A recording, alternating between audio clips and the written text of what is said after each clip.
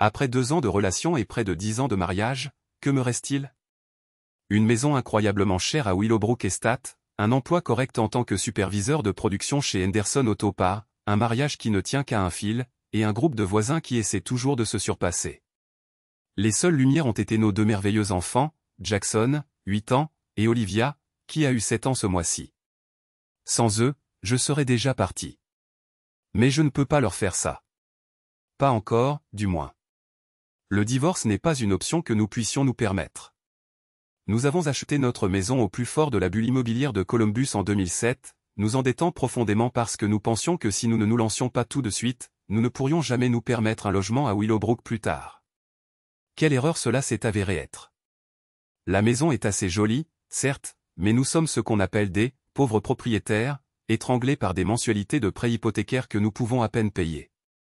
Si Émilie et moi divorçons, aucun de nous ne pourra payer les mensualités séparément.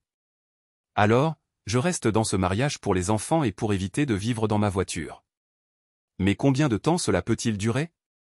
C'est ma seule question. Ça n'a pas toujours été comme ça.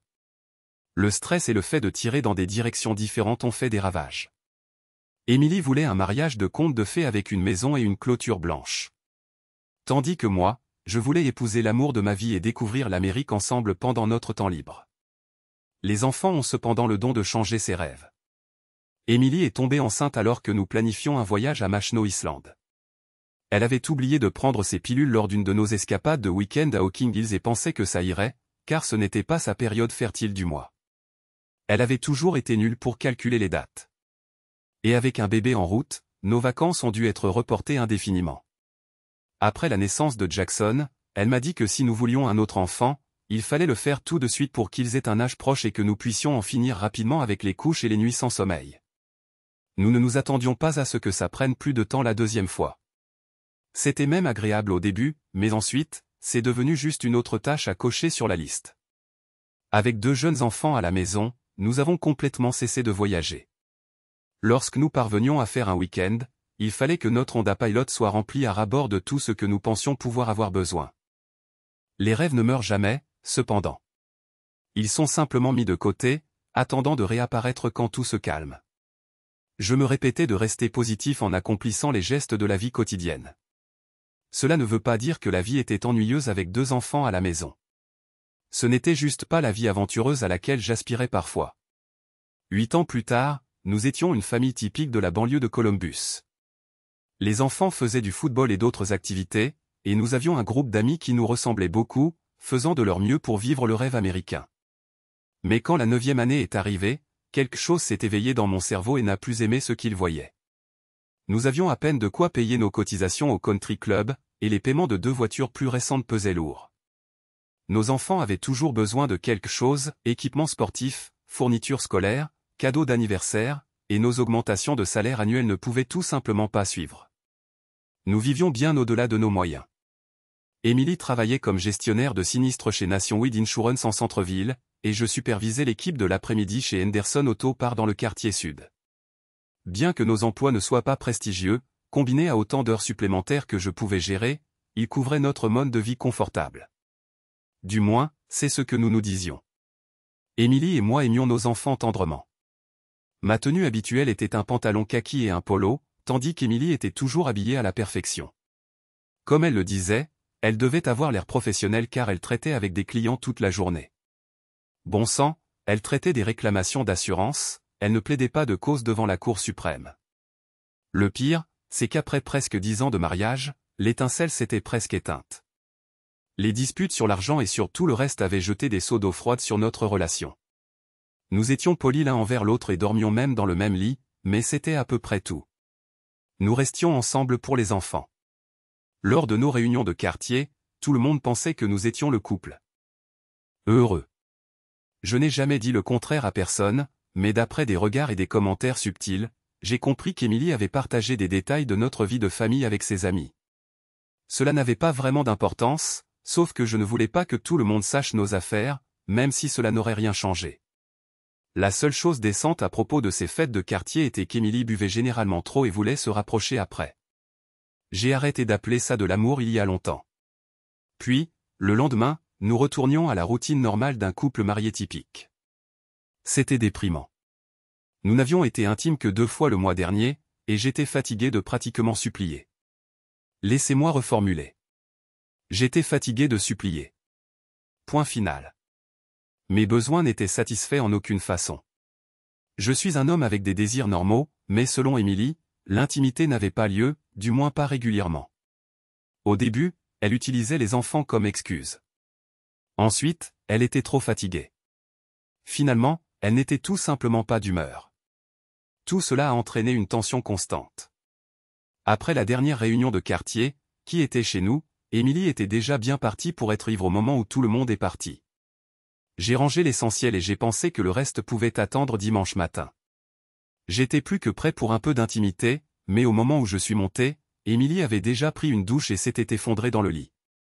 J'ai pris une douche à contre-cœur et je suis allé me coucher moi-même, frustré et seul. Le lendemain matin, je préparais le petit déjeuner pour les enfants quand elle est descendue à la cuisine. Même avec l'arôme du bacon et des œufs qui remplissaient l'air, il y avait une atmosphère glaciale entre nous. Désolé pour la nuit dernière, ai-je dit. Ce n'était pas intentionnel. J'ai juste trop bu. Ma frustration a dû provoquer un déclic car ma voix est devenue plus forte. Alors maintenant, tu dois être ivre pour être intime avec moi. C'est formidable. Je n'ai pas besoin de ta pitié. L'expression sur son visage était quelque chose d'autre. Tu ferais aussi bien de garder ta charité pour toi parce qu'elle ne vaut pas grand-chose ces temps-ci, ai-je dit, pensant aux dernières fois où j'avais mis plus d'efforts que cela ne semblait en valoir la peine. Je suis fatigué de ton attitude désinvolte. Ne t'inquiète pas, je ne t'importunerai plus. Ce sera un changement rafraîchissant, de ne pas avoir à te repousser chaque fois que je passe, ai-je dit, laissant 2 poêles chaudes sur la cuisinière. Elle a essayé de faire machine arrière cette nuit-là, mais j'étais toujours en colère et fatigué de toutes les excuses. Nous avons recommencé à nous disputer et elle a quitté la pièce en claquant la porte pendant que j'allais me coucher. Ce que j'ai fait, en fait, c'est éteindre les lumières, verrouiller la porte de notre chambre et essayer de dormir, ce qui n'est jamais arrivé. J'étais presque prêt à ajouter notre mariage aux statistiques croissantes de divorce de Columbus, problème d'argent ou non. Je crois qu'elle a essayé de tourner la poignée de porte vers 2 heures du matin, mais je n'allais pas la laisser rentrer. Elle a fini par dormir ailleurs. Dieu sait où. Nous n'avons que 3 chambres dans notre maison, et elles étaient toutes occupées, ne laissant que le canapé dans le salon familial. Ce vieux truc était dur comme de la pierre. À 6 heures du matin, je me suis levé, j'ai pris une douche, je me suis habillé et j'ai enfin déverrouillé la porte de notre chambre. J'ai réveillé les enfants, les ai fait bouger et je suis descendu. Émilie est sortie du bureau à domicile, me fusillant du regard. Bonjour à toi aussi, ai-je dit en la dépassant. J'ai préparé une tasse de café et j'ai servi le petit déjeuner des enfants avant de partir travailler. C'était le début d'une nouvelle ère glaciaire.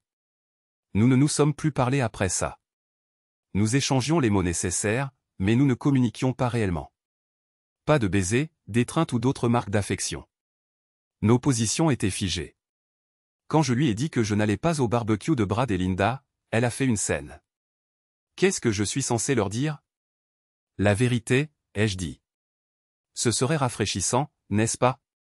Bien que je suppose que toutes les femmes savent déjà quel mari sans cœur je suis. Je n'ai pas reculé, et elle et les enfants ont traversé la rue, un gratin de haricots verts à la main. Elle est revenue ivre comme d'habitude. Tout le monde a demandé où tu étais. Je leur ai dit que tu ne te sentais pas bien et c'était tout. Pourquoi ne leur as-tu pas dit que je suis marié à quelqu'un qui... A-t-elle commencé, mais je l'ai coupé. J'en ai marre de te supplier pour de l'affection.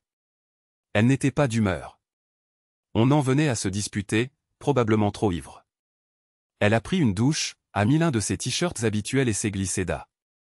Est son lit. Quand je l'ai senti tendre la main vers moi, je me suis éloigné. Elle n'a pas réessayé. Ainsi, notre nouvelle vie a continué semaine après semaine. Quand elle sortait avec quelques amis le vendredi soir, j'étais presque content qu'elle soit sortie pour la soirée. Mais quand elle est rentrée après minuit, son apparence m'a dit que nous avions maintenant un problème encore plus grand. Bien que je ne veuille pas le croire, il semblait qu'Émilie avait porté nos problèmes à un nouveau niveau. Elle ne m'a pas dit un mot le samedi et a évité tout contact visuel. Une tempête d'émotions montait en moi. Mais j'allais la forcer à aborder ce qui se passait, ce qui n'a pas fonctionné. Quand elle est rentrée tard 2 autres fois avec ce même air satisfait, j'ai finalement décidé de l'affronter directement. C'était vendredi et elle sortait encore avec ses amis. Rachel a klaxonné depuis l'allée et juste au moment où Emily était sur le point de me dire de ne pas l'attendre, je lui ai lancé quelque chose. Elle l'a attrapé et le temps s'est arrêté. Je veux juste m'assurer que tu ne ramènes rien de contagieux à la maison. Il y a beaucoup de choses qui circulent et je ne veux pas que mes enfants attrapent quoi que ce soit de tes aventures. Elle était sans voix, mais à ce moment-là, je me fichais de ce qu'elle pensait. Elle a commencé à dire quelque chose, mais je l'ai arrêtée. Ton ami attend probablement et tu ne veux pas être en retard, n'est-ce pas? Je me suis retourné et suis allé dans la cuisine. Quand j'ai entendu la porte se fermer, j'ai eu ma réponse.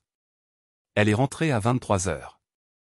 Je n'étais pas sûr qu'elle soit ivre, mais ça n'avait plus d'importance.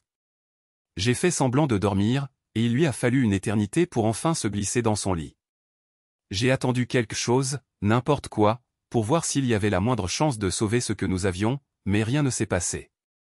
Le samedi matin, je pense qu'elle a essayé plusieurs fois de dire quelque chose, mais elle n'a pas trouvé les mots. Elle a été choquée quand j'ai enfilé mon meilleur costume et annoncé que je sortais pendant qu'elle préparait le dîner. J'ai même appliqué un peu de mon eau de Cologne préférée pour qu'Emily le remarque. Ne m'attends pas, ai-je dit, en sortant par la porte. Je suis allé dîner seul. Je n'avais pas de rendez-vous et je ne savais pas où j'allais. Je voulais juste lui montrer qu'elle n'était pas la seule à avoir des options. J'ai dîné chez Applebee's sur Morse Road, puis je suis allé faire du bowling à Continental Lane, quelque chose que je n'avais pas fait depuis des années. Comme prévu, j'étais terrible, marquant à peine 100 au premier match. Au 4e match, ma main et mon pouce commençaient à me faire mal à force d'utiliser des muscles que je n'avais pas utilisés depuis la dernière décennie. Mais je m'amusais. J'ai plaisanté avec les groupes de chaque côté de moi et j'ai même flirté avec quelques femmes célibataires. Était-ce censé aller plus loin? Non. Aucune d'elles ne m'intéressait particulièrement, et j'avais assez de problèmes pour écrire un roman.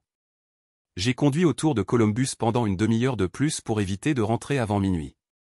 Cela ne m'a pas surpris qu'elle m'attende. J'ai jeté ma veste sur mon épaule et suis passé devant elle, sans reconnaître sa présence. Deux peuvent jouer à ce jeu. Le vendredi suivant, Emily n'est pas sortie, mais le samedi soir, j'étais habillé et sorti à 19 heures. Je suis allé voir le dernier film Marvel à l'AMC Easton, j'ai dîné chez Panera et j'ai assisté à un spectacle d'humour au Funny Ordi Columbus. Je me suis arrêté dans un bar sportif pour un dernier verre. Je n'ai pas eu besoin de rouler en ville car il était presque 1 heure du matin quand je suis rentré. Cela ne m'a pas surpris qu'elle m'attende à nouveau. J'ai jeté ma veste sur mon épaule et suis passé devant elle, sans toujours reconnaître sa présence. « Tu t'amuses quand tu sors ?» demanda Emily au petit déjeuner. « Oui, merci de demander » dis-je avec un sourire. Cependant, ce n'était pas exactement ce qu'elle avait en tête. Mais je n'allais pas jouer son jeu ni me lancer dans une dispute ce matin-là. À ce moment-là, les enfants étaient dans la cuisine et tout le monde se préparait pour notre petit déjeuner dominical habituel.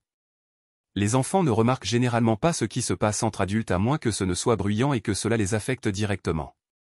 Comme nous ne nous battions plus ouvertement ni ne faisions quoi que ce soit ensemble, ils ne voyaient aucune raison de s'inquiéter. Je ne m'inquiétais pas non plus car j'avais déjà accepté que mon mariage était terminé et j'attendais avec impatience ce qui m'attendait dans la vie. J'aurais pu faire traîner les choses jusqu'à ce que les enfants soient plus grands, mais étant donné ce qu'elle avait fait, j'en avais fini avec elle. La seule chose qui a changé, c'est mon attitude, et les gens au travail l'ont remarqué. Matthew, tu es de si bonne humeur ces derniers temps. Content que ce Matthew Morose soit parti. Notre secrétaire de bureau, Rebecca, a dit alors que j'entrais et lui souhaitait un bonjour avec un grand sourire. Je ne regardais plus l'horloge à la fin de la journée car je n'avais pas à me dépêcher de rentrer chez moi pour qui que ce soit d'autre que mes 2 enfants. Quand j'ai emmené l'une des femmes célibataires du bureau déjeuner un jour, personne n'a rien dit. Mais quand c'est devenu une habitude sur plusieurs mois, les gens ont commencé à parler. Pas à moi, bien sûr, mais à tout le monde. J'avais préparé plusieurs changements dans ma vie. Il est inutile d'attendre que l'inévitable se produise. Quand Emily est rentrée tard un jeudi, les enfants avaient déjà mangé et étaient à l'étage en train de faire leurs devoirs. Quand elle est entrée et que nos regards se sont croisés, je me suis défoulé. Putain, il doit être bon. Je ne t'ai pas vu l'air si satisfaite depuis des années. J'espère que ça en valait la peine. Matthew, tu n'as aucune idée de ce dont tu parles. Tu penses tout savoir, mais tu ne sais rien du tout. Comme tu veux, ma chérie, ai-je répondu en souriant. Au fait, tu viens avec moi au barbecue de Brad et Linda ce samedi? Pas question. J'aurai probablement d'autres projets. Je n'aime plus nos amis. Maintenant toutes les femmes pensent que je suis une sorte d'idiot et les hommes pensent probablement que je suis faible parce que je te laisse me tromper derrière mon dos. Alors non, je ne veux pas y aller avec toi samedi. Je ne te trompe pas, a-t-elle crié. Eh bien, si tu ne l'obtiens pas de moi, tu l'obtiens de quelqu'un d'autre. Et franchement, je m'en fiche maintenant. D'ailleurs, ils ne seront plus nos voisins très longtemps de toute façon. Que veux-tu dire?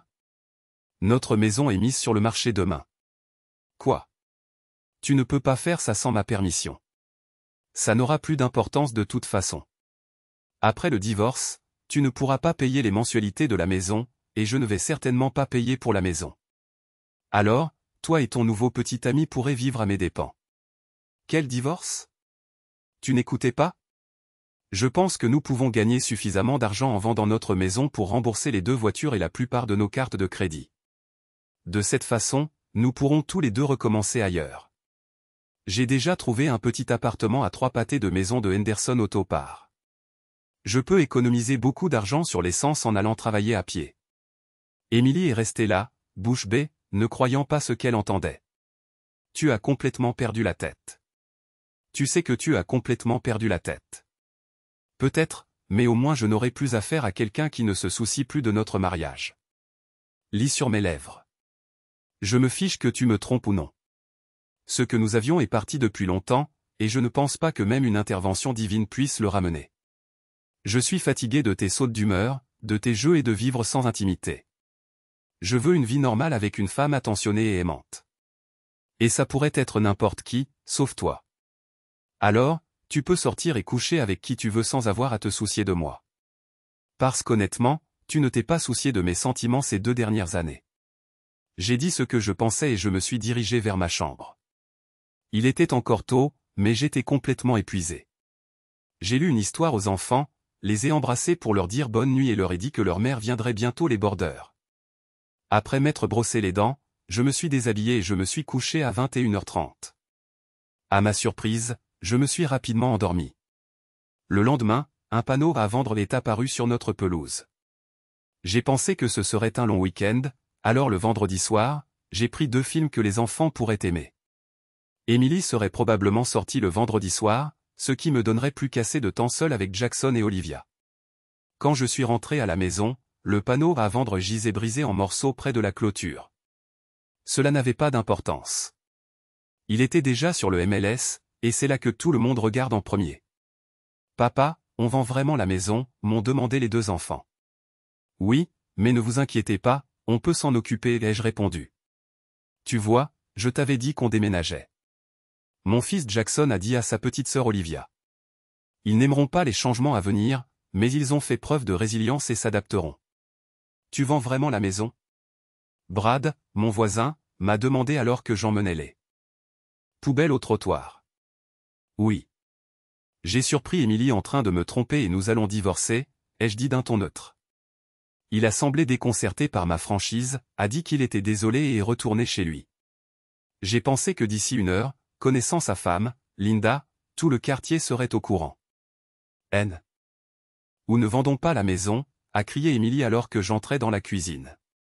Tu ne peux pas la vendre sans ma permission, et je ne la donnerai pas. Alors nous n'aurons rien quand la maison sera saisie. Au moins si nous vendons, nous récupérons de l'argent. La maison n'est pas à vendre. Comme tu veux, ai-je dit. Ne voulant pas en discuter, je suis monté me changer. Après avoir entendu 2 appels téléphoniques, j'ai su que la soirée allait être bruyante. J'ai entendu Émilie crier quelque chose puis demander « Quoi ?» Pendant que j'enfilais un short et un t-shirt, je suis descendu affronter la réalité. As-tu dit à Brad et Linda que je te trompais et que nous divorcions? Es-tu complètement fou, a-t-elle crié. Probablement d'être resté si longtemps, ai-je dit. Mais quel est le problème? Le problème, c'est que maintenant tout le monde dans le quartier pense que je suis une briseuse de foyer. C'est ça le problème, a-t-elle rétorqué. Au moins 2 femmes du quartier savent déjà que tu me trompes. Quelle différence cela fait-il si tout le monde le sait maintenant? Les choses ne se passaient pas comme Émilie l'avait prévu. Nous ne vendons pas la maison et nous ne divorçons pas. C'est définitif. Alors, il faut que tu annules la demande de divorce pour lundi. Une à une, les briques de notre mariage s'effritaient. Matthew, qu'est-ce qui ne va pas avec toi? Es-tu malade? Tu n'as pas écouté un mot de ce que j'ai dit. Je ne te trompe pas. Ce n'est plus la question, Émilie. Même si je n'ai pas de preuves solides que tu m'as trompé. J'en avais, mais elle ne le savait pas. Peut-être que tu ne comprends pas. Je m'en fiche maintenant. Je ne veux plus être marié à toi. Écoute, je n'allègue pas l'adultère parce que ça n'a pas d'importance en Ohio. J'énonce simplement la raison comme étant des différences irréconciliables. Signe juste les papiers et nous pourrons tous les deux commencer une nouvelle vie. Je te donnerai 50% de tout et je paierai une pension alimentaire. De quoi d'autre as-tu besoin? Je n'ai pas besoin de ce putain de divorce, a-t-elle dit, sans céder. D'accord, essayons ceci. Je ne déposerai pas les documents lundi comme prévu, mais je te les donnerai pour que tu puisses en discuter avec ton avocat. Combien de fois dois-je répéter? Je n'ai pas besoin d'un divorce. Nous devons parler de ce que nous allons faire avec nos enfants et où ils vivront. Il y a toujours le sous-sol pour toi. J'y mettrai un lit et tu seras plus que confortable. Je ne quitterai pas ma chambre. Eh bien, moi non plus, ai-je répondu. Je suppose que cela signifie que nous devrons nous tolérer et la partager. Ça ne devrait pas être un problème. Je vis avec un colocataire depuis quelques années maintenant. Quelques mois de plus, qu'est-ce que c'est? J'avais besoin de lancer une autre pique. Cependant, nous savions tous les deux que ce ne serait pas aussi simple que nous l'espérions. Comme on dit, les paroles ne coûtent rien. Quand j'ai arrêté de porter mon alliance, elle a aussi arrêté de porter la sienne. Elle ne sortait plus le vendredi, mais maintenant ses amis venaient chez nous. J'ai essayé d'être poli et de ne rien dire, mais quand ils ont tous commencé à me regarder comme si j'étais le méchant, j'ai eu envie de quitter la pièce.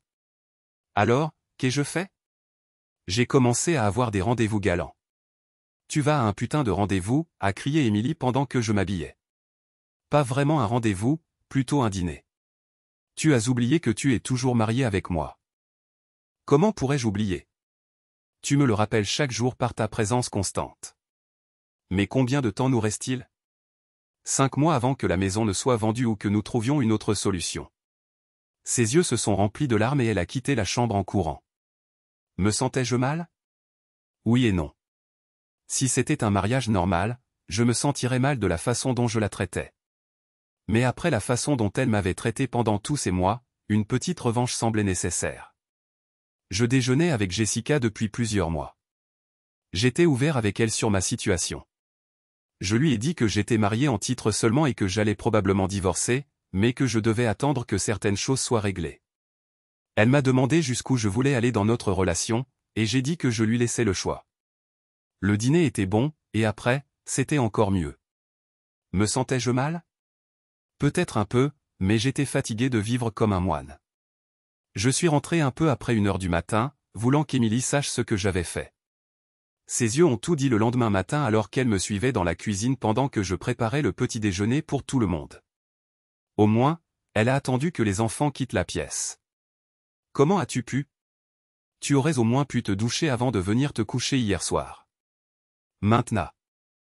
NT, je dois laver tout le linge de lit. Ne t'inquiète pas, j'ai été prudent. Si les regards pouvaient tuer, je serais déjà mort.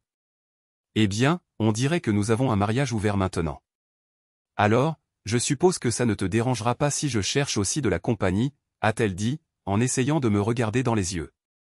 Tu as commencé et je suppose que tu vas le finir. Je n'ai pas commencé ça. C'est toi, Matthew. Je ne suis peut-être pas la personne la plus intelligente du monde, mais je ne suis pas stupide. J'ai vu ce regard sur ton visage cette première nuit. N'essaie pas de dire que c'était juste une soirée entre filles. Et n'oublions pas ce jeudi où tu es rentré avec un grand sourire. Comme je l'ai dit, tu n'avais pas l'air aussi satisfait de moi depuis des lustres. Alors ne te comporte pas comme un donneur de leçons ou comme une victime innocente. Tu as retiré ton cœur de ce mariage il y a longtemps et tes dernières actions n'ont fait qu'enfoncer les derniers clous dans le cercueil. Alors sors et couche avec qui tu veux. Je m'en fiche. Vois juste si tu peux trouver quelqu'un qui veut gérer tes problèmes. Mes mots étaient pleins de colère et de sarcasme. Émilie a éclaté en sanglots et a couru dans notre chambre, en claquant la porte. On aurait dit que les enfants et moi serions seuls pour le reste de la journée. Nous sommes allés faire les courses chez Kroger et avons acheté quelques articles chez Home Depot. Je suis resté hors de la maison aussi longtemps que possible, mais probablement pas assez longtemps car quand nous sommes rentrés, Rachel était là. Tu devrais avoir honte de la façon dont tu traites Émilie. Bon sang. C'est ta femme, Rachel. Ça reste à voir. D'ailleurs, si toi, Linda et les autres ne l'aviez pas emmenée sortir et n'aviez pas encouragé son comportement, nous n'en serions pas là. Matthew, elle n'est pas sortie et n'a pas triché, comme tu le dis si joliment. Alors, comment veux-tu appeler ça? Ça devait être quelqu'un de bon car elle ne cessait d'y retourner. J'espère qu'il aime les complications car dans quelques mois Émilie va montrer si c'est le mien ou non. Je n'avais aucune sympathie pour elle ni pour personne d'autre à ce moment-là. Matthew, tu ne sais rien, mais tu vas ruiner ton mariage. Il est déjà détruit. Je ne fais que l'enterrer, pour ainsi dire. Elle secoua la tête, me lança un regard désagréable et me laissa seul sur la pelouse. Le dîner fut calme, à l'exception des enfants qui parlaient du film que nous avions regardé plus tôt. C'était le 3e film Harry Potter, et bien que nous l'ayons vu au cinéma, il ne s'en lassait jamais. Émilie était introuvable, alors après la fin du film, j'ai préparé les 2 enfants pour le lit, je leur ai lu à chacun une courte histoire et j'ai éteint les lumières avec un baiser. Émilie était couchée dans le lit, lisant, quand je suis entré. Les enfants attendent un baiser de bonne nuit, ai-je dit, en me dirigeant vers la salle de bain. La longue douche et les autres nécessités ne m'ont pris que 20 minutes. Émilie m'attendait car quand je suis revenu dans la chambre, elle a posé son livre. J'étais encore déshabillé, tendant la main vers un short de nuit quand elle a demandé si nous pouvions parler. Je pense que nous savons tous les deux où nous en sommes l'un avec l'autre, et ce n'est qu'une question de temps avant que nous ne découvrions de qui est vraiment le bébé que tu portes. Elle n'était pas contente de la façon dont la conversation avait commencé. Je sais que je n'ai pas été l'épouse la plus aimante et attentionnée envers toi depuis un certain temps, mais ce n'était pas intentionnel. Les choses sont devenues si folles et je n'ai jamais pu suivre avec tout le monde qui me tirait dans 1 million de directions différentes pour ça. Je suis désolé, Bull. Tu m'as fermé la porte il y a longtemps. J'étais là pour toi, mais tu avais ton propre programme. Quoi que ce fût, j'ai essayé. Dieu sait combien j'ai essayé.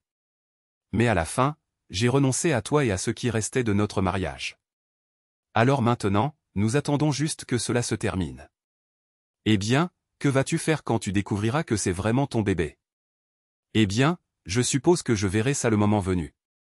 Je n'étais plus d'humeur à parler. Comme on dit, la vie continue. Elle devait continuer parce que les factures devaient être payées et elle. Les enfants avaient besoin de nous deux. Émilie faisait de son mieux pour que nos vies soient normales, mais il ne restait plus rien de normal. Je l'ai choquée en lui disant que j'irais avec elle à la prochaine fête de quartier. Tu ne vas pas faire une scène là-bas et nous embarrasser, les enfants et moi? Tu me fais autant confiance que je te fais confiance, chérie. Rien n'avait changé. Les enfants jouaient dehors et les femmes étaient réunies dans la cuisine, discutant de la grossesse d'Émilie. Les hommes buvaient dans le jardin. Matthew, je haine. Arrive pas à croire que tu aies eu le culot d'aller à un rendez-vous. Linda me tuerait si j'y pensais ne serait-ce qu'une seconde, dit Tony, le mari de Rachel. J'en ai juste marre de mendier ça. Et puisque je ne l'obtiens plus à la maison, j'ai décidé de ne pas y renoncer entièrement. Rachel a dit qu'Émilie te divorcera, tu sais, dit Tony avec un air suffisant. Et alors? En quoi ce serait pire? Si on te disait que tu ne pourrais plus jamais être intime avec ta femme, resterais-tu avec elle ou trouverais-tu quelqu'un d'autre? Et je cherche toujours et j'apprécie chaque instant. Émilie peut prendre la moitié de tout ce que j'ai, ce qui est essentiellement de la dette, et je paierai probablement une pension alimentaire pour enfants, mais je le fais déjà financièrement, alors quelle est la différence? Je veux juste une femme attentionnée, qui ne cherche pas à tout contrôler et qui aime encore l'intimité quelques fois par semaine, pas 1 ou 2 fois par mois. J'ai fini ma bière. D'accord, petit malin, dit Tony en s'approchant de moi. Que feras-tu s'il s'avère qu'elle porte vraiment ton enfant? Eh bien, mon ami, je prendrai une décision quand j'aurai les résultats des tests. Mais si ta femme et ses bonnes amies ne l'avaient pas sorti et n'avaient pas encouragé son comportement, je n'aurais pas eu à m'en soucier, n'est-ce pas? Je me suis rapproché de lui. Puisque ta femme était avec Émilie toutes ces nuits-là, je suppose que je ne suis pas le seul à avoir des problèmes de confiance dans le quartier. La dispute n'a pas duré longtemps. Mon Dieu, je ne peux pas te laisser seule une minute sans que tu ne te ridiculises, dit Émilie, sortant de la cuisine avec les autres épouses. Je ne faisais que défendre ton honneur, dit Tony. Tu la traites de femme facile, ai-je répondu. Si tu penses ça, alors ta femme l'est aussi parce qu'elle était avec Émilie toutes ces nuits-là. Rentrons à la maison. J'avais hâte de manger les côtes de Brad, mais apparemment ça n'allait pas arriver. Nous avons commandé de la pizza pour le dîner, et les enfants ont adoré, même si Émilie était malheureuse. La situation avec Émilie devenait encore plus tendue, si c'était possible. Je pense que mes rendez-vous toutes les 2 semaines y ont peut-être contribué, mais je retrouvais enfin un peu de compagnie. Je ne veux plus que tu ailles à des rendez-vous, dit Émilie une nuit alors que nous étions au lit. C'est humiliant pour moi, surtout quand des gens que nous connaissons te voient. Et c'est déjà arrivé. Je pensais que tu avais dit que nous avions un mariage ouvert maintenant. Et que c'était acceptable. Je n'ai jamais dit ça. Tu l'as dit. Tout ce que j'ai dit, c'est que si tu sortais et que tu me trompais, je ferais de même. Mais remarque que je ne fais pas ça. Je suppose que c'est ton problème, pas le mien. Matthew, écoute, si tu as des besoins à satisfaire, je suis là pour toi. Et d'ailleurs, j'ai aussi besoin de quelque chose parfois. Oh, arrête. Tu me demandes vraiment d'être intime avec toi? Peut-être devrions-nous appeler le pape et lui dire que je viens d'être témoin d'un vrai miracle. Tu n'as pas besoin d'être si sarcastique. J'ai juste dit ça puisque nous sommes tous les deux ici. Je suis sûr que ton petit ami ne s'en souciera pas, Matthew, je n'ai pas de petit ami et je n'en ai jamais eu. Dis ça maintenant, mais j'ai la preuve, ai-je dit en regardant son ventre qui grossissait. Tu es impossible, tu sais? Et toi, tu es quelque chose, ai-je répondu. Nous avons trouvé un compromis. Ce n'était pas comme une lune de miel, mais il y avait plus d'intimité qu'il n'y en avait eu au cours des 5 dernières années. Maintenant, il n'était plus nécessaire d'aller à des rendez-vous, et je pensais que nous pourrions même avoir une chance de réessayer. Le dernier mois avait été difficile pour nous tous. Les enfants étaient ravis d'avoir un nouveau frère ou une nouvelle sœur, et Émilie était énorme. Elle venait de commencer son congé maternité et passerait les semaines restantes de sa grossesse à se préparer pour l'accouchement. Nos 2 mères étaient ravies du nouveau petit enfant, et je crois que j'étais le seul à ne pas être totalement d'accord avec l'idée. « Seras-tu là pour l'accouchement » demanda-t-elle un soir alors que nous rangions après le dîner. Je ne suis pas sûr que ce soit une bonne idée. Eh bien, tu étais là pour la naissance de tous nos enfants et je veux que tu sois là quand notre bébé naîtra. J'avais envie de dire, ton enfant, mais je pense que nous étions tous les deux fatigués des remarques acerbes. Et elle savait de toute façon ce que je pensais. Bien sûr, pourquoi pas? Que devrais-je faire d'autre? Si le bébé n'est manifestement pas le mien, nous pourrons économiser le test ADN. Les larmes lui montèrent aux yeux et elle entra dans notre chambre. Je l'ai suivie. Désolé pour le commentaire. C'était inapproprié, ai-je dit. It alors qu'elle pleurait le visage enfoui dans le lit. Je sais que tu es aussi inquiète que moi, et si tu veux, je serai là. Elle a souri et a dit qu'elle aimerait ça. Le bébé devait naître à la mi-octobre. Mais au bout de 3 semaines, elle a commencé à s'inquiéter. Le médecin n'était pas inquiet et a dit que les dates d'accouchement sont des estimations, pas des garanties. C'est le bébé qui décide quand naître. Pourquoi les bébés s'obstinent-ils à naître au milieu de la nuit? La mère d'Émilie a appelé à 1h45 du matin pour venir garder les enfants pendant que j'installais Émilie dans notre Honda Pilot. Détends-toi, respire, ai-je dit, tout au long du trajet jusqu'à l'Ohio Health Grant Medical Center. Nous ne pouvions pas dire que nous étions inexpérimentés car de nombreuses années s'étaient écoulées. Mais il n'y a pas eu de grande surprise. L'accouchement était toujours terrible. Selon ma femme, il n'y avait jamais assez d'analgésiques, et j'étais sûr que ces empreintes digitales resteraient gravées dans mon avant-bras. Le cri de notre fille a marqué la fin de notre calvaire. J'étais fatigué, mais Émilie était épuisée. Quand le bébé a été posé sur sa poitrine, j'ai retenu mon souffle. Eh bien, elle n'était manifestement pas d'une ethnie différente. Du moins, c'était clair après 1 minute environ. L'infirmière a emmené le bébé et ma femme a été envoyée en salle de réveil. Je suis sorti dans le couloir et j'ai commencé à passer des appels téléphoniques. « Comment l'avez-vous nommé » me demanda maman. Pour la première fois, j'ai réalisé qu'en tous ces mois, nous n'avions pas discuté de prénom. Je l'appelais toujours l'enfant et Émilie la désignait comme son bébé, mais nous n'avions jamais parlé de prénom. Eh bien, c'était une autre question à résoudre. Avec des cheveux foncés, un petit nez et un visage potelé, elle ressemblait à presque tous les nouveau-nés de la maternité. Comment les mères et les grands-mères peuvent-elles dire à qui ressemble un bébé à ce stade? Puis-je dire si c'est mon enfant? Absolument pas. Quand le médecin est venu et a posé des questions sur les tests génétiques, je savais déjà où il voulait en venir. Des émotions mitigées étaient ce que je ressentais en attendant qu'Émilie soit transférée dans sa chambre. Les résultats du test ADN prendraient 2 à 3 jours ouvrables, donc l'enfant serait à la maison avant que nous ne sachions avec certitude. Je devais mettre mes doutes et mes sentiments de côté. Ce n'est pas la faute du nouveau-né, et même si elle n'est pas la mienne, elle n'a pas demandé à naître dans ce chaos. Émilie était fatiguée, et les nombreux visiteurs n'aidaient pas. Vers 19 h, j'ai mis tout le monde dehors.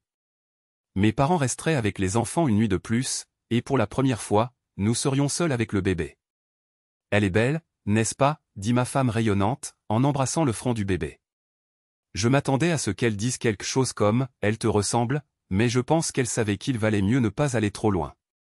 Tes parents ont apporté le nouveau berceau qu'ils ont acheté et vont l'assembler demain.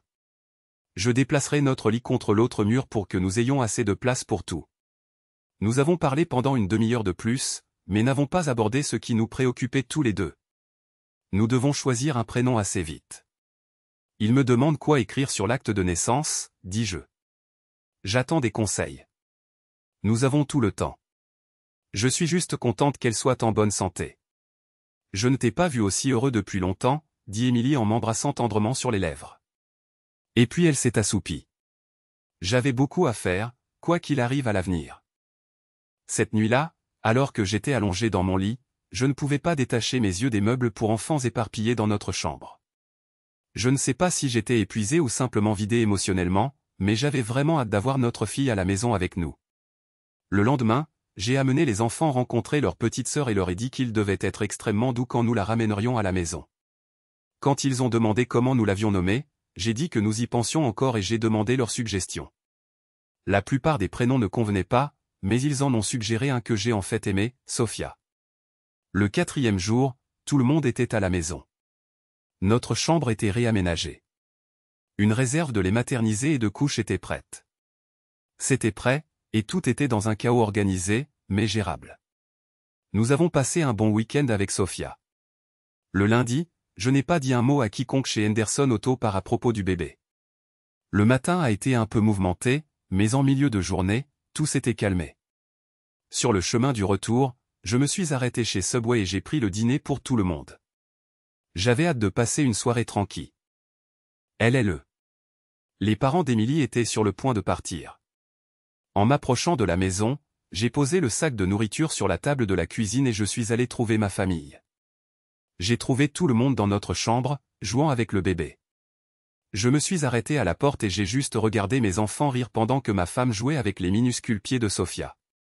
Ils sont si minuscules, a dit Jackson, en les touchant du doigt. Vous deux étiez aussi petits autrefois, et regardez comme vous êtes grands maintenant. Mon cœur a fondu en les regardant tous les quatre. Je suis discrètement redescendu et j'ai fait une entrée plus bruyante. Qui est prêt pour le dîner, ai-je crié, en regardant au coin de la pièce. Les enfants ont crié en retour. Ils descendaient en courant. Donne-moi une minute. Je vais coucher Sophia et je te rejoins, a dit ma femme en me souriant. La vie était plutôt belle à ce moment-là. Tout le monde parlait à la fois de tout et de rien. Après le dîner, Émilie est montée s'occuper du bébé. Et les enfants et moi avons débarrassé la table. Comme nous avions utilisé des assiettes en carton, c'était facile. Tout est allé à la poubelle. Quelques jeux et il était temps d'éteindre les lumières. Une histoire au lit, quelques chatouilles, un baiser et un gros câlin, et ils étaient déjà endormis. Je ne pensais pas qu'ils se calmeraient un jour, ai-je dit en me préparant pour le lit.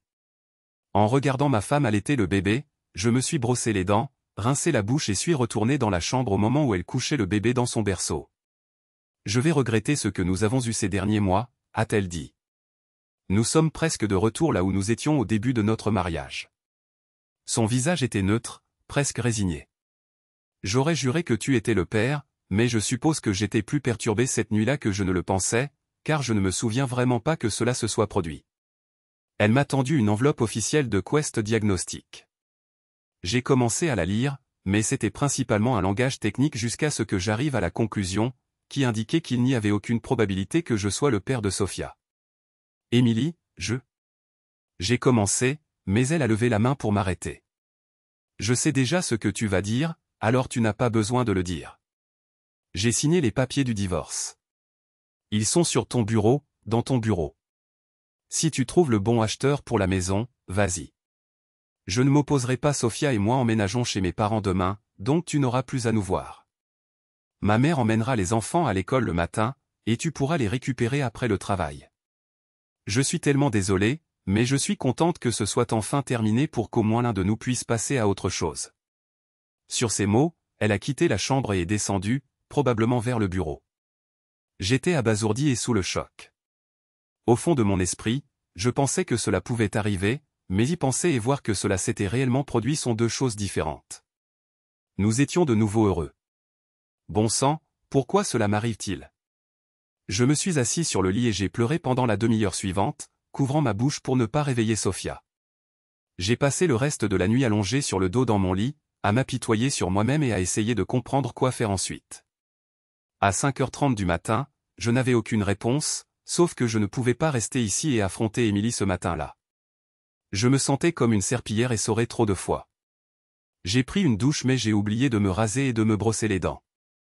Je n'ai pas fait de café, je n'ai pas préparé le petit déjeuner pour les enfants et je n'ai pas ramassé le Columbus Dispatch sur le porche. Je suis juste parti. Je devais m'éloigner de là le plus vite possible. En pilote automatique, je suis arrivé chez Henderson Auto Part et j'ai pris une tasse de café. À 9h, il était déjà froid, et j'étais toujours assis sur ma chaise, avec ma veste. Il y avait 3 messages sur mon téléphone, mais je ne les ai même pas écoutés. À 10h, ma secrétaire, Rebecca, a remplacé mon café froid par du café frais et m'a demandé si elle pouvait faire quelque chose. Non, je ne pense pas que quiconque puisse arranger ça, ai-je dit. J'ai réussi à fonctionner au travail, mais quand je suis rentré à la maison, Émilie et le bébé étaient partis. Elle a laissé une note sur le comptoir de la cuisine, disant qu'elle voulait garder les enfants pour la nuit afin de leur parler, mais que je pouvais venir les chercher demain. La note n'était même pas signée. Quand je suis monté dans notre chambre, j'ai vu que tout avait disparu. Les nouveaux meubles du bébé, les vêtements d'Émilie et toutes ses affaires personnelles de la salle de bain. Je suis entré dans les chambres de nos enfants, et elles étaient exactement comme ils les avaient laissées le matin. Des lits défaits et des pyjamas éparpillés. Je n'ai pas mangé lundi soir, et étonnamment, je ne me suis pas saoulé, même si j'aurais probablement dû le faire. Mon cerveau était surchargé et me faisait juste mal. Je voulais ne rien ressentir. Je voulais dormir. Je voulais que ce cauchemar se termine, mais ce ne fut pas le cas. Le mardi, j'ai parlé moi-même aux enfants, et malgré les larmes, nous avons passé la soirée ensemble. Le reste de la semaine est passé dans un flou, et le week-end m'a donné trop de temps pour réfléchir, ce qui était la dernière chose que je voulais faire.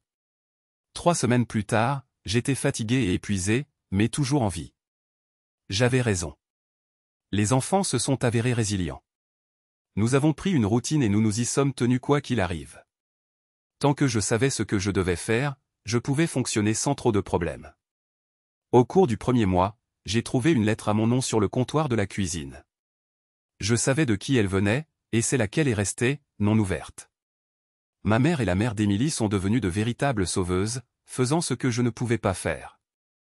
Je revenais progressivement à la réalité, morceau par morceau, mais j'étais encore loin de la personne que j'étais quelques mois auparavant. J'avais alors toutes les réponses. Comme je l'ai dit, c'est simple jusqu'à ce que le « et si » devienne réalité. J'avais beaucoup de colère, mais quand je la laissais sortir, cela effrayait mes enfants, alors je la gardais sous contrôle ou je frappais le mur du garage quand ils ne regardaient pas. Mes voisins, à l'exception de Brad et Linda d'accent grave côté, sont restés à l'écart. J'étais invité à leur rassemblement, mais je n'y suis jamais allé. Un jour, j'ai vu Rachel et son mari au Polari Fashion Place, et ma colère a éclaté en pensant à le confronter à nouveau. Ils ont traversé de l'autre côté du centre commercial et ont gardé leur distance. Lorsque tout a été finalisé 60 jours plus tard, c'est le délai de carence de l'Ohio, je suis redevenu célibataire. Tout a été divisé à parts égales, y compris la garde partagée des enfants. Je n'ai pas parlé à Émilie depuis cette nuit-là, Et puisque nos parents s'occupent des échanges d'enfants, il n'y en a pas eu besoin.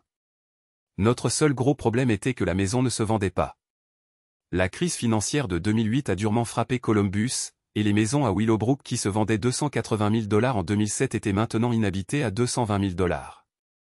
J'ai baissé le prix 2 fois, et il n'y avait toujours pas d'acheteurs. Nous avions vraiment besoin de l'argent pour rembourser nos dettes. Jackson et Olivia s'adaptaient. Ils ont finalement accepté que nous n'étions plus une famille traditionnelle. Mais puisqu'ils voyaient leur mère et leur petite sœur presque tous les jours, cela est devenu leur nouvelle normalité. Je gérais les activités scolaires et la plupart des autres choses, et parfois je pensais apercevoir Emily lors d'événements, mais j'essayais de ne pas regarder. Les choses allaient bien chez Henderson Auto Parts, ou aussi bien que possible pendant la récession, et je suis devenu la personne au bureau qui se faisait remarquer parce que j'étais le seul célibataire là-bas. J'ai eu des rendez-vous avec quelques femmes et j'ai développé des relations avec plus d'une. Mais la vie de célibataire n'était pas aussi attrayante que je le pensais, surtout avec 2 enfants à la maison. Les gars du quartier m'ont arrangé des rendez-vous avec des amis et des parents, mais rien n'en est sorti. C'était trop tôt et trop douloureux, alors je leur disais généralement que je n'étais pas encore prêt. La seule chose qui n'avait pas changé était la position de cette enveloppe sur le comptoir. 1 an passa, et bien qu'Emily ne m'ait rien dit directement à propos d'elle-même ou du bébé, j'avais l'impression qu'elle essayait de communiquer par l'intermédiaire d'autres personnes. Je savais que ma mère mourait d'envie de dire quelque chose, mais nous avions un accord formel selon lequel mentionner Emily et Sophia en ma présence entraînerait de graves conséquences, et elles ont tenu parole. J'ai entendu tout ce que je devais savoir de mes 2 enfants, plus que je ne voulais savoir puisqu'ils voyaient leur mère et leur demi-sœur presque tous les jours chez leurs grands-parents après l'école. 14 mois et 6 jours plus tard, la mère d'Emily a fait un AVC. Elle a failli mourir et ses jours de babysitting étaient. Je lui rendais souvent visite à l'Ohio Health Riverside Methodist Hospital et j'ai réussi, je ne sais comment, à ne pas y croiser Emily. Ma mère avait assumé des responsabilités supplémentaires en matière de garde d'enfants, mais c'était trop pour elle. Il fallait trouver autre chose. Emily, c'est Matthew. Tu as 1 minute pour parler? C'est ainsi que notre conversation a commencé. J'ai présenté mes condoléances pour sa mère et j'ai dit que si je pouvais faire quoi que ce soit pour l'aider, elle n'avait qu'à me le faire ça. Voir. Comme tu sais, maman s'occupe des enfants, mais ça ne marche plus et il faut qu'on trouve une solution. On peut se voir pour en parler? Je ne savais pas ce qu'elle pensait, mais j'ai dû littéralement lui arracher une réponse. Je pense que je peux passer samedi après-midi. Vers 14 h? D'accord. Je ferai même des grillades et on pourra dîner ici. Matthew, ce n'est pas nécessaire. C'est bon. À samedi. Ce n'était pas aussi grave que je le pensais. Nous partagions toutes les dépenses depuis le premier jour, mais c'était la première vraie conversation que nous avions depuis cette nuit-là. J'étais content de moi d'avoir géré ça avec maturité. Jackson et Olivia n'y voyaient rien de spécial. Ils voyaient leur mère tout le temps, alors à quoi bon qu'elle vienne dîner? Moi, par contre, j'étais une boule de nerfs. Je me suis habillé décontracté et j'ai veillé à ce que la maison soit propre. Je n'avais pas changé les serrures et je n'étais pas sûr de l'accueil. Elle a sonné et est entrée après m'avoir entendu crier depuis le patio arrière que la porte était ouverte. Elle avait perdu du poids. Ses cheveux avaient poussé et elle ne portait pas beaucoup de maquillage. Elle n'essayait pas de m'impressionner, apparemment. Elle a apporté une tarte de Crojet et l'a posée sur la table de la cuisine avant de demander si j'avais du soda light. Tout ce que tu veux est dans le frigo, ai-je dit, en sortant un parasol pour la table de pique-nique dans le jardin. Je pense qu'on va dîner ici si ça te va. Ça me va, dit-elle sans émotion dans la voix. Pendant que les enfants jouaient aux jeux vidéo dans le salon, je lui ai demandé si elle avait des idées sur ce qu'il fallait faire. J'y ai pensé un peu. Tu en as, toi? Eh bien, je pensais d'abord à une babysitter, dit-elle en allant vers le réfrigérateur pour prendre une bouteille d'eau. Mais comme ce n'est qu'1 heure environ le matin et quelques heures le soir, personne ne voudrait travailler aussi peu d'heures. Et même s'il le faisait, nous ne pourrions pas nous le permettre.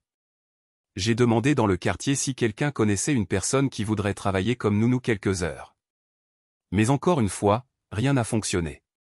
J'ai pris une longue gorgée de ma bouteille de bière. Si je pouvais changer mon horaire de travail, ça résoudrait le problème du matin, mais nous avons toujours la question de l'après-école. Je pourrais probablement faire confiance aux enfants pour qu'ils restent seuls 1 demi-heure à la maison, mais quelques heures, c'est trop. Je suis coincé.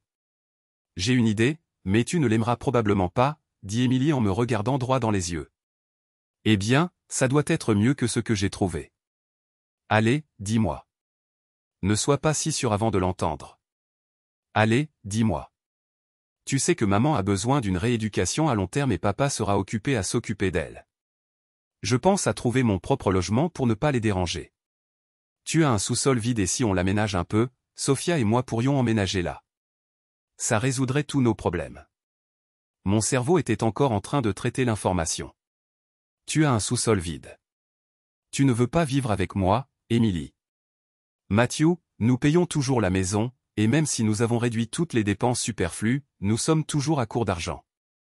Je pourrais trouver un logement, mais avec le loyer et la garde d'enfants, nous serions de retour là où nous étions il y a 1 an et demi. J'étais sans voix. Elle se leva, attrapa une autre bouteille d'eau, puis remarqua l'enveloppe sur le comptoir. Je n'avais pas essayé de la cacher. J'avais presque oublié son existence. C'était devenu un élément si familier sur mon comptoir. Elle prit l'enveloppe, vérifia si elle était ouverte, et la remit à sa place. Eh bien, réfléchis à ce que j'ai dit et si tu as une meilleure idée, fais-le-moi savoir. Émilie, je ne suis pas sûr que ça marche. Je t'avais dit que tu n'aimerais pas ça, mais tant que nous n'avons pas vendu cette maison, nous sommes tous les deux coincés. Et ce n'est pas comme si nous n'avions jamais vécu ensemble avant. Elle avait raison sur ce point, mais je n'aimais pas les souvenirs de son dernier jour ici. Dis non et nous parlerons après.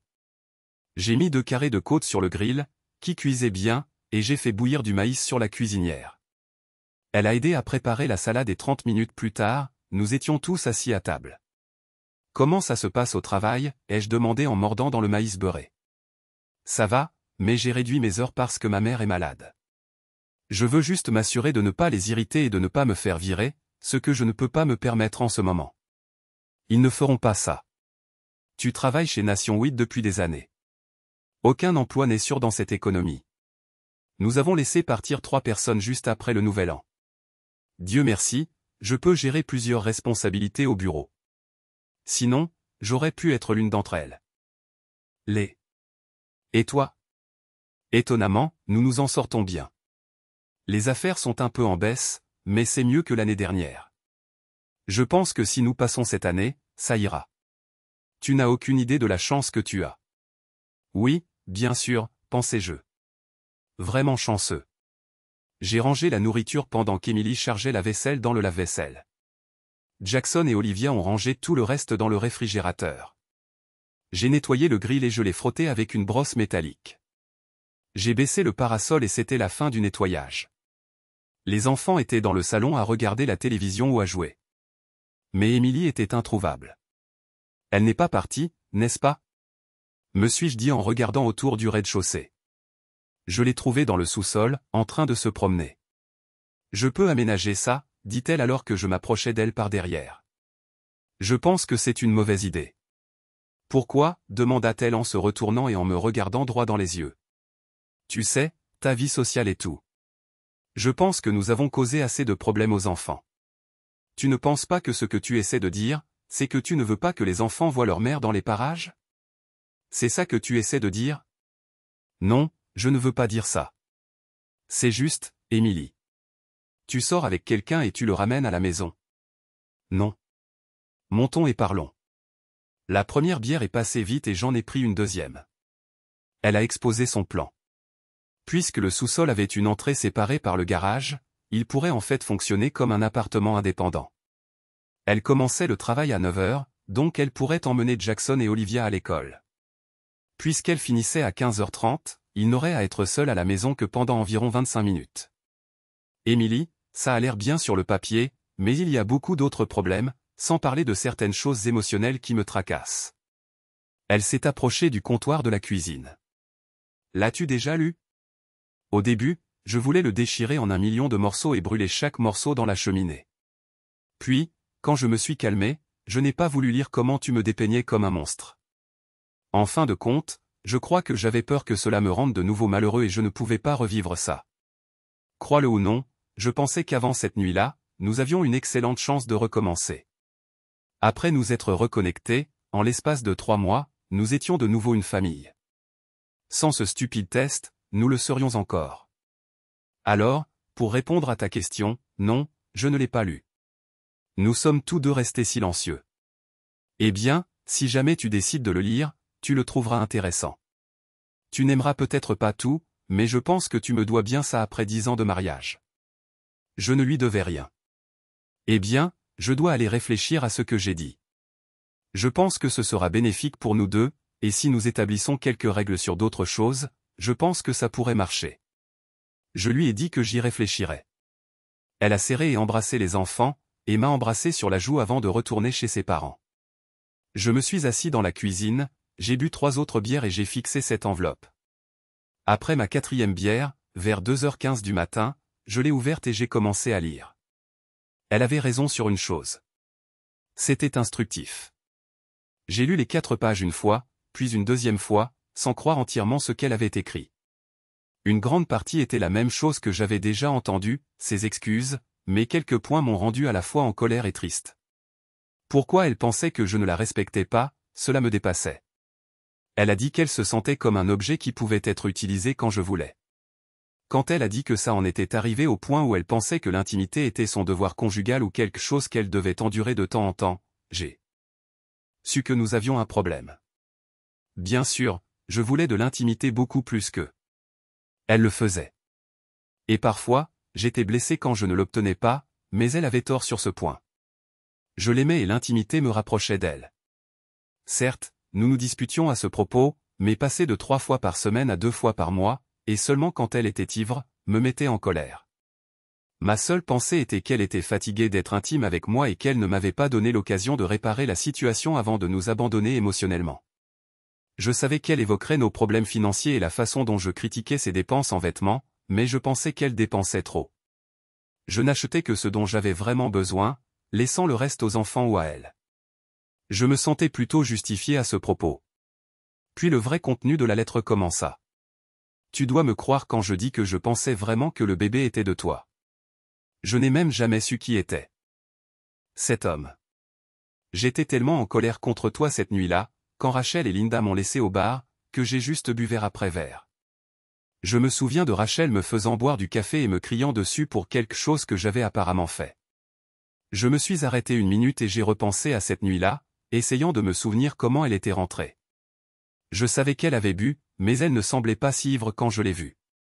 Mais cela aurait pu se passer des heures avant. Je n'étais pas sûr de ce qui s'était vraiment passé. J'avais juste dépassé les bornes, pour ainsi dire. Quand Rachel m'a ramené à la maison, elle m'a dit de ne rien dire et d'aller me coucher. Le lendemain matin, tu m'as regardé comme si j'étais de la saleté.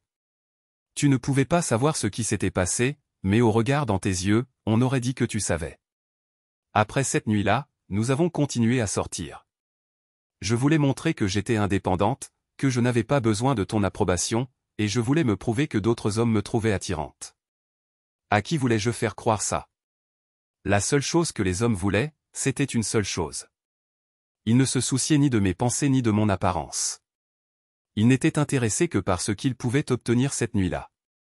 Nous sommes juste allés dîner et nous avons parlé de nos maris, et ce que nous avons dit n'était pas très flatteur.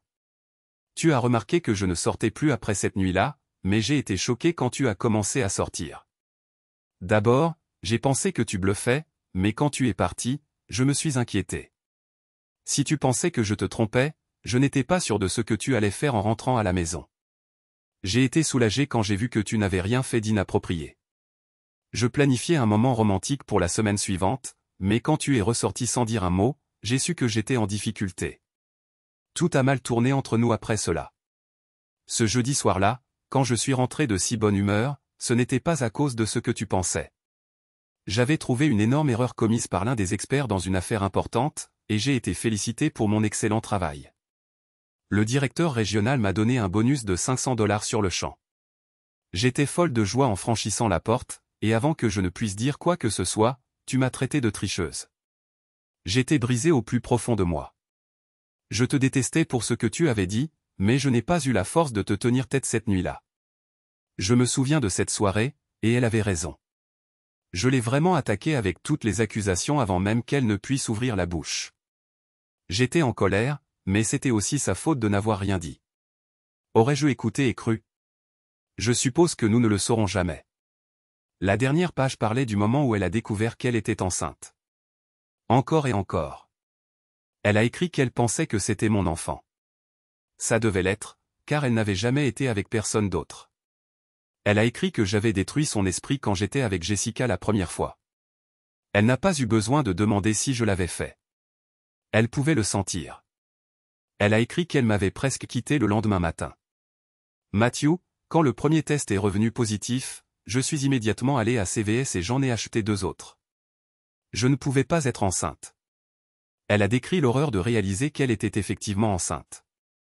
Matthew va me tuer, se répétait-elle sans cesse. Nous étions au plus bas dans notre mariage, et je devais d'une manière ou d'une autre tout ramener au temps où nous étions heureux. Tu avais complètement abandonné notre mariage et moi. Nous avions des disputes terribles, mais je n'allais pas abandonner. Tu aurais dû me divorcer, mais je n'allais pas abandonner sans me battre. J'ai été au paradis ces 3 derniers mois. Nous vivions nos 2e et 3e lunes de miel réunies en une seule. Je savais que tu avais encore des doutes, mais chaque nuit, je faisais tout ce que je pouvais pour faire disparaître ces doutes. Tu étais à nouveau à moi. Du moins, c'est ce que je pensais. Bêtement, quand notre fille est née, j'étais la femme la plus heureuse du monde. Tu étais avec moi. Nous étions à nouveau ensemble. Sophia te ressemblait exactement. Ou du moins, c'est ce que je pensais. Peut-être que je voulais juste le voir. Quand j'ai ouvert cette enveloppe, je savais ce qu'elle contenait. Tu n'étais pas le père de notre belle-fille. J'ai pleuré de 11h du matin jusqu'à 14h quand mes parents sont finalement arrivés. Ils m'ont posé des questions auxquelles je n'avais pas de réponse et m'ont dit que je pouvais revenir chez eux. Non pas qu'ils le voulaient, mais quel choix avaient-ils? Tu avais l'air si heureux ce soir-là. J'allais profiter de ma famille jusqu'au dernier moment. Je t'aimais tellement et maintenant je devais te béel. Et c'est. Je voulais que Dieu me prenne la vie avant que cela n'arrive. Mais il ne l'a pas fait. Il n'y avait pas besoin d'attendre cette fois. Les mots sur la feuille n'allaient pas changer par magie. Je ne me souciais pas de moi. Je ne pensais qu'à mes enfants. Mes 2 merveilleux enfants et le mari que j'allais devoir détruire. Tu n'as pas crié. J'aurais crié si nous avions échangé nos places. Tu m'aimais toujours. Je le voyais dans tes yeux, mais je t'avais déçu. Je suis parti. Je ne pouvais plus regarder ses yeux. Je suis morte au bureau cette nuit-là. Mon mariage, ma vie sont finis. Jackson et Olivia ne comprenaient pas pourquoi je ne pouvais plus être avec eux, mais je me suis dit que tu leur expliquerais un jour.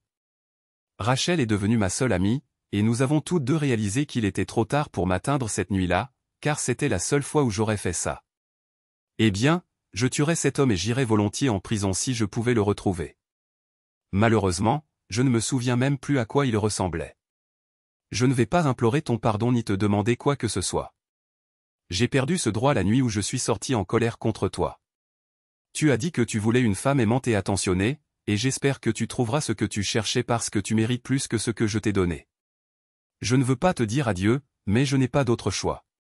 Je t'aime, je t'aimerai toujours, et je te souhaite le meilleur.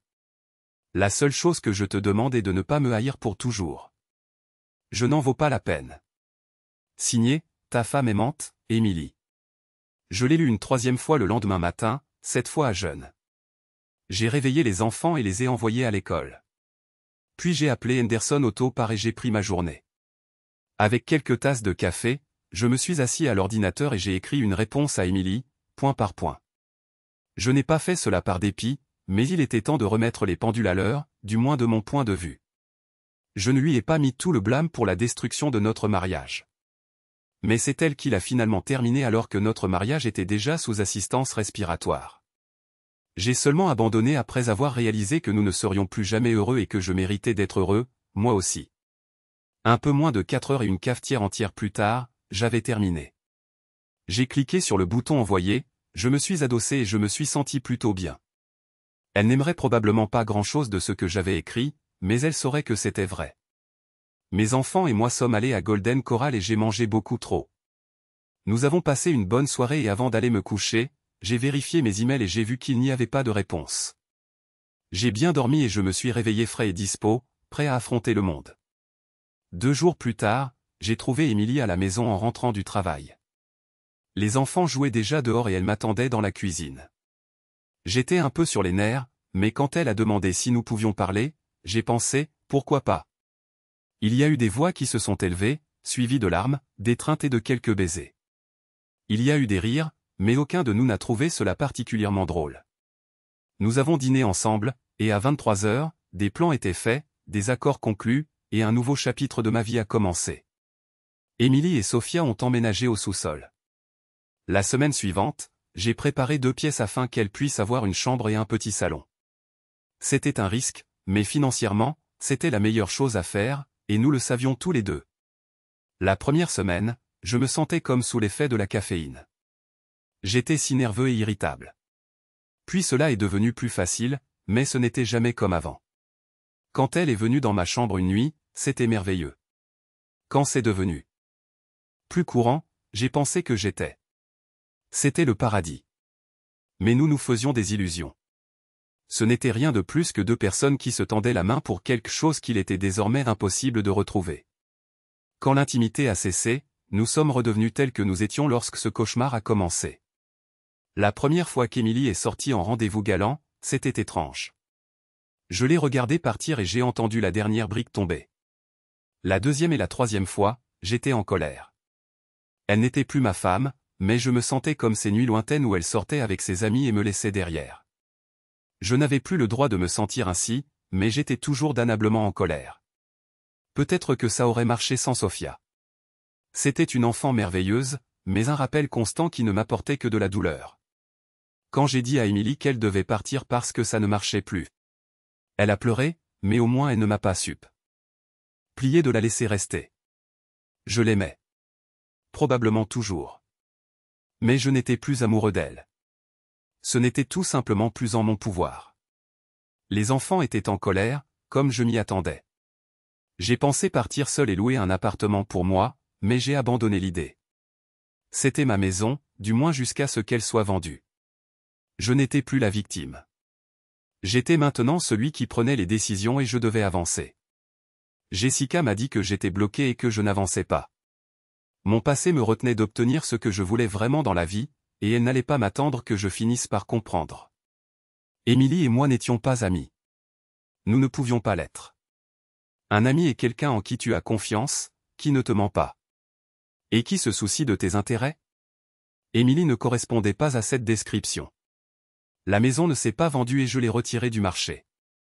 J'avais mes 2 enfants et ils avaient toujours une excellente relation avec leur mère. Peu de temps après, la mère d'Émilie est décédée et son père lui a en fait donné la maison. Il a pris sa retraite et parcourt maintenant le pays en camping-car, fuyant les souvenirs qu'il voit chaque fois qu'il ferme les yeux. Émilie et moi nous parlons, mais seulement parfois et seulement à propos de nos enfants.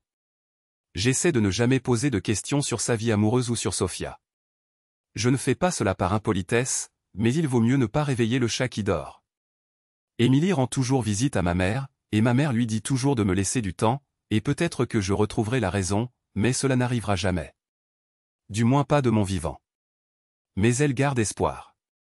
Je voyais Jessica occasionnellement, mais comme avec Émilie, c'était davantage une question de satisfaction physique. Elle disait que j'étais bon, mais que parfois j'en faisais trop, quoi que cela signifie. J'étais en colère, puis triste, puis engourdi avant de réaliser que j'avais encore, au fond de moi, l'espoir de quelque chose de mieux. Samantha était si différente de moi que c'en était presque effrayant. Elle est le feu et je suis l'eau, mais d'une manière ou d'une autre, nous nous sommes mélangés quand nous étions ensemble. C'était une mère célibataire avec une petite fille qui ne faisait confiance à personne, surtout pas aux hommes. C'était une amie de la cousine de mon voisin Brad que j'avais rencontrée à sa fête il y a quelques mois. Nos enfants jouaient ensemble et Jackson était un peu trop brusque à mon goût. Doucement, mon gars, avant que quelqu'un ne se fasse mal, ai-je appelé, le corrigeant après qu'il ait poussé sa sœur. Votre fils, a-t-elle demandé. Oui, mais seulement quand il fait des bêtises, ai-je rapidement répondu. Alors c'est le fils de votre femme? Non, toujours le mien et pas de femme.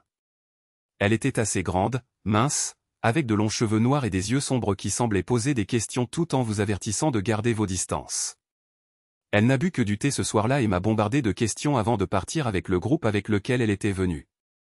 La semaine suivante, Linda m'a demandé ce que je pensais d'elle. Elle est belle, mais un peu distante, ai-je répondu, sans y accorder beaucoup d'importance.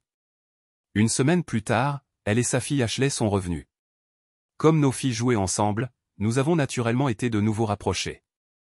Après la 4e fois, je l'ai invitée à sortir, et je n'ai pas été trop surpris quand elle a dit oui. Ce ne fut pas le coup de foudre, et il n'y eut certainement pas d'attraction immédiate, du moins pas ce soir-là ni longtemps après. Elle avait toutes les cartes en main. Je ne savais pas où j'en étais avec elle. Et comme elle ne s'ouvrait pas à moi, je suis allé à un rendez-vous occasionnel avec une autre femme. Devinez qui l'a découvert? Elle avait un sacré tempérament. Quand elle a fait irruption chez moi le samedi suivant, exigeant de savoir pourquoi je l'avais trompée. J'ai dit que je ne l'avais pas trompée. Je suis juste allé à un rendez-vous. Tu es comme mon ex-mari et tous les autres hommes. On ne peut pas te faire confiance. C'est alors que toute la colère refoulée que j'avais retenue pendant des mois a éclaté. J'ai explosé et lui ai dit qu'elle ne savait rien de moi et que je n'allais pas rester là à être accusé de quelque chose que je n'avais pas fait. J'étais furieux et sur le point de me retourner et de rentrer dans la maison. Brad, Linda et plusieurs voisins se tenaient maintenant dehors, écoutant notre dispute. J'ai décidé d'adopter une approche différente. Bon, maintenant que nous avons réglé ça, tu veux dîner avec moi ce soir ou non? Cela l'a prise au dépourvu et je n'étais pas sûr de recevoir une gifle ou un baiser. Je n'ai eu ni l'un ni l'autre, mais nous avons dîné ce soir-là et chaque semaine par la suite. Des mois plus tard, après 2 bouteilles de vin, oui, elle l'a bu. Je lui ai dit ce que je cherchais et ce que je ne voulais pas. Avec un peu de courage liquide, je n'ai pas mâché mes mots, et elle s'est enfin ouverte pour la première fois. Nous avons failli aller plus loin ce soir-là, mais quand je me suis levé, je suis retombé sur le canapé. Je crois que j'ai trop bu. Nous nous sommes allongés dans le lit ensemble en parlant, entièrement vêtus avant de nous endormir. Ou plus probablement, je me suis simplement écroulé. Quand je me suis réveillé, Samantha n'était pas là, et j'ai cru que j'avais tout gâché. Quand j'ai entendu du bruit dans la cuisine, j'ai trouvé tout le monde, y compris elle et Ashley, en train de prendre le petit déjeuner. Enfin, le paresseux est sorti du lit. « Tu n'as pas mal à la tête ?» Elle a souri, essayant de ne pas rire du fait que j'avais désespérément besoin de café. J'étais reconnaissant d'avoir brossé mes dents avant de descendre parce qu'elle m'a embrassé. « C'est pour hier soir, a-t-elle dit. Mais nous n'avons rien fait, n'est-ce pas, ai-je murmuré en retour. Non, et c'est ça le point. Si tu avais insisté ou si j'avais fait quelque chose de stupide, tu serais probablement parti ce matin. Pour elle, c'était une question de respect, de confiance et de préparation à une relation à long terme. Après 7 mois, je l'ai suppliée d'emménager avec moi, mais elle a refusé, disant que le moment n'était pas propice. Un vendredi soir, alors qu'elle entrait chez moi avec des sacs pleins de courses, je l'attendais. J'étais à genoux, tenant un écrin à bagues. Fatigué d'attendre. Elle est passée devant moi, a posé les sacs sur le comptoir, est revenue, m'a tiré pour me remettre debout et m'a embrassé. Elle a murmuré oui à mon oreille et a mis la bague à son doigt. Maintenant elle vit avec moi, comme sa mère protectrice me le rappelle à chaque occasion, mais nous profitons tous les deux de chaque instant. Les mères nous organisent un petit mariage intime dès que possible. Samantha n'avait que 2 conditions avant d'emménager. Premièrement, un nouveau matelas pour notre lit. Et deuxièmement, quand nous serions mariés, je devrais adopter Ashley. Si nous allons former une famille, nous devons être une vraie famille, sans exception. Il n'y aura pas tes enfants, mes enfants, ou Dieu nous en préserve, des beaux enfants. Il y aura nos enfants. J'étais entièrement d'accord avec elle. Nos enfants l'ont dit à Emily et elle a dit qu'elle était heureuse pour nous, mais je pouvais encore voir la douleur dans ses yeux. Contre mon gré, Samantha l'a invitée au mariage, mais Emily a dit qu'elle ne viendrait pas. Samantha a dit qu'elle ne voulait pas de fantômes dans sa nouvelle vie. Comme je l'ai dit, elle est le feu et je suis l'eau qu'elle réchauffe.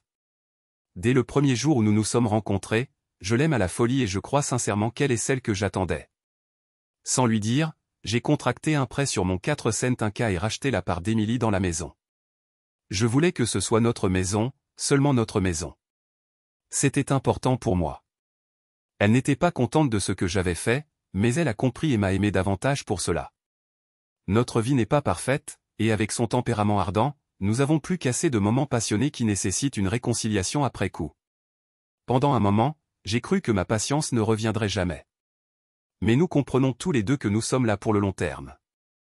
Les problèmes ne sont que des questions à résoudre, pas des clous dans le cercueil comme il l'était auparavant. Je suis incroyablement heureux, bien qu'à un moment donné j'ai pensé que cela ne m'arriverait plus jamais. Je pense que ce qu'on dit est vrai. Les bonnes choses arrivent à ceux qui attendent. La douleur de mon premier mariage m'a appris à apprécier ce à quoi ressemble le véritable amour quand il arrive enfin. Merci pour votre visionnage. À la prochaine fois. Point. Musique.